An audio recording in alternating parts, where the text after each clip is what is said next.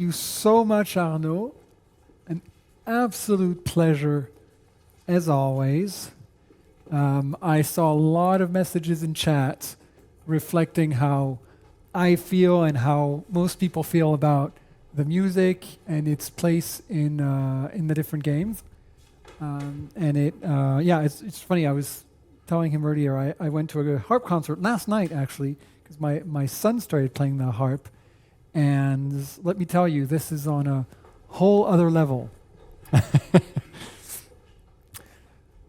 So, Arnaud, thank you so much for joining us. You're welcome. We'll be on screen in just a second.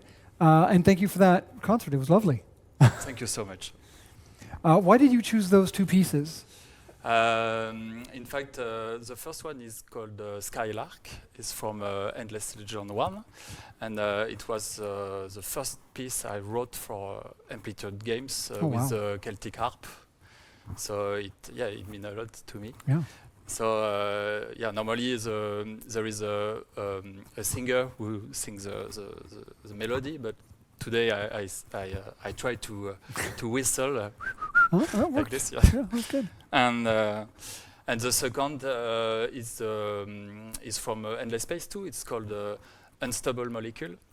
And maybe you don't hear it here, but I use a delay pedal, so the notes are repeated, and it's like a stream, like a molecule, it's very unstable, so it can change every time, and this is the only piece in Endless Space 2 with Celtic harp too. Oh, okay. Yes, yeah.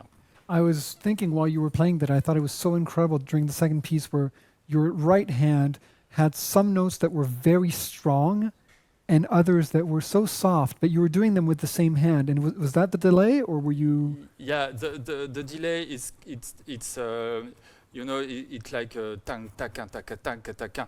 It's like it's a Turner.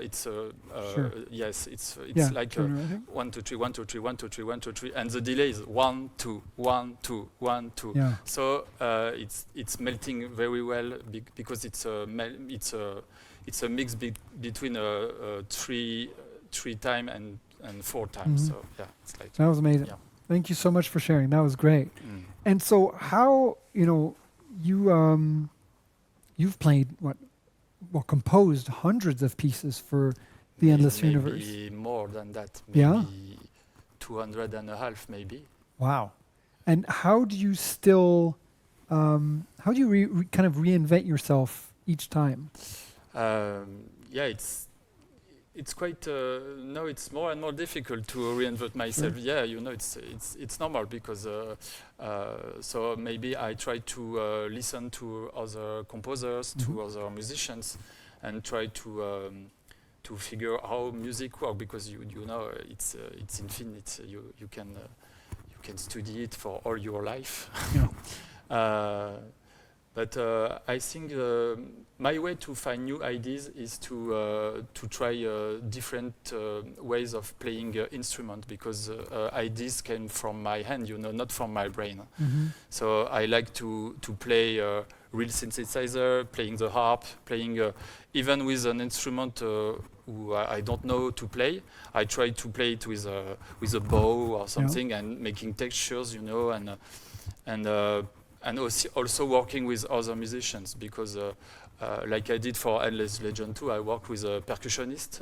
Last year we played together, and it's a very talented Jean-Noël Godard, and so we work together to find new ideas. And I think the more people get involved in the work of creating music, it's very useful for me to. Well, and it's what we were talking about earlier with feedback and collaboration. Yeah. It works whether you're making a video game or working on, within a team, within, a band of musicians. It's always good to have that external input. Yes. To maybe you're going down the wrong rabbit hole and you think, oh wait, I like that sound. Let's take it out and go that way. Yeah. Yeah. We do back and forth with the studio. Where I got an idea. And Jean-Max listened to it, and then we can share other ideas from other games, or and then we came to a point that we have a structure, and I can make a maquette. I don't know in English. A mock-up. mock-up? A mock-up, yes. A mock-up, and once the mock-up is done, we can have the real feeling of the music, because it's done with most of time I try to record a real instrument even for mock-ups. Okay. Yeah, so we can have the real feeling of it. Yeah. And what would you started by being a sound engineer? That's what you studied for. Yeah. And now here you are. What's your advice for people who are just starting out, trying to, I don't know, not necessarily make a name for themselves, but just be successful and be able to work in this field? For musicians, it's important to know how to record and to produce your own music. So maybe with computers, it's more and more easy to make your own stuff. So basically, you just need a computer and headphones and some softwares, but learning sound design and learning sound engineering was quite important for me, because learning sound design taught me that you can put several layers of stuff, and making them working well, and music and sound design are real stick together in the audio of the game. So it's important sometimes to let the sound design alone, making silence with music, and just letting the music breathe, and players can hear very well game design, important game design feedbacks from audio. Almost using silence as another instrument. Yes, we did that for all amplitude games. We put silence between music, because when the music come back, you notice it even more. It's important, yes. All right. I have a question for you, which no artist ever likes. You've done songs for so many different settings and planets. Which one's your favorite? I think as a composer, I think Humankind was the most great orchestra stuff I made, with a real choir, real orchestra. But it's my favorite for about composition. But when it comes to discover new aspects of my work, it was Endless Space 2. Because at that time, I tried to discover a new synthesizer and new texture from electronic music. And so I bought a lot of old stuff, old machines, and tried to program them. So I learned a very old synthesizer from the 80s, with lots of parameters, and it was very rewarding to do that. It was just a lot of experimenting. Yeah, experimenting and finding new sounds. Yeah. Oh, cool. Yeah. And do you have maybe a favorite, anecdote or story about this whole process? For Endless Space 2, yes, we recorded in a famous